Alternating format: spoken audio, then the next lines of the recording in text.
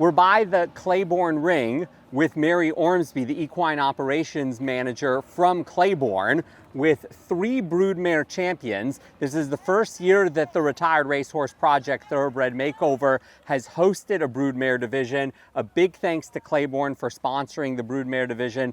Mary, why the Broodmare division and why has it been so special to what Claiborne represents? Well, I think it's showcasing that there is a third career for some of these mares. I mean, we're a large-scale breeding farm, but showcasing that you know, not every mare goes on to be a broodmare, that there's a third option for them, that there's the sport horse option, and kind of showcasing that that is available and that is a vibrant possibility for some of these mares.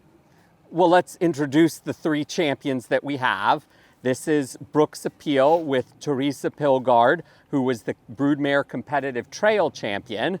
And then we have Sandhill Lady with her race owner, Neil Daly of Daly Family Thoroughbreds, the Broodmare Freestyle Champion.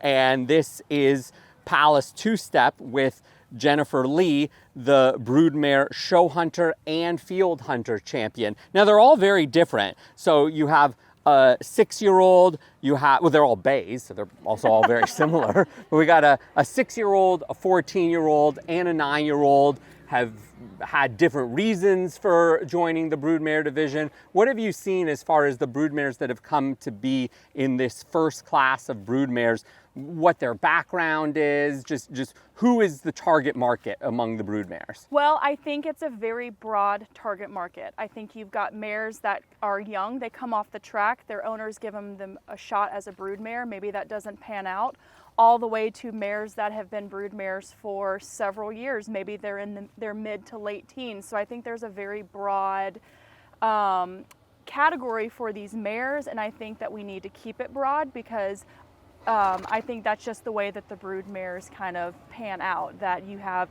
a wide range of athletes that come from this kind of background. There was a broodmare who was 20 who had some had 8 to 10 foals. Yes. So I think that's really the way to go about it, and that's what's been received in this first year. When the Broodmare division was first announced, great reaction. Now that it's happened for the first time, great quality. Do you have a vision for what this could represent? I think that this is the start of something very big and something very important. I've talked to several people today, and I think the enthusiasm that everybody has shown is just absolutely incredible. You know, there's a Facebook group of everybody, and they're just so excited to have their broodmares. And I think that if you know broodmares, you love broodmares, you know that if you give a mare a lot, she'll give you so much more in return. And I think that that's a quality that a lot of people realize is really special, and they're really capitalizing on that and they're highlighting that. And I think that's just something that's wonderful. The truth is we didn't have to go very far to bring these horses together because they're all stabled across from each other. So it kind of became Broodmare Row, and this is just a wonderful outcome for what was a great idea for the Retired Racehorse Project and Claiborne coming together to show the impact that can be made with these very special horses. So thank you, Mary, and I can't wait to connect with you down the road. Yes, this is the first year, but what it's going to become is truly special. I'm really excited to see what the future holds for this program. Definitely.